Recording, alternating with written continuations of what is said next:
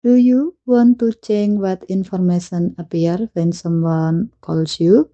The color information setting lets you customize how contact details are displayed during incoming and outgoing calls.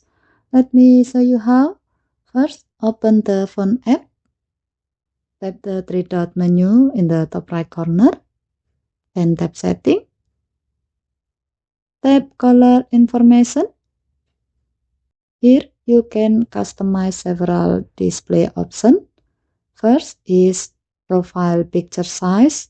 You can choose between large and small. For this example, let's choose large to make contact photos easier to see during calls. Next is show contact phone numbers. When enabled, your phone displays the contact phone number along with their name during calls. This can be especially useful if a contact has multiple phone numbers saved.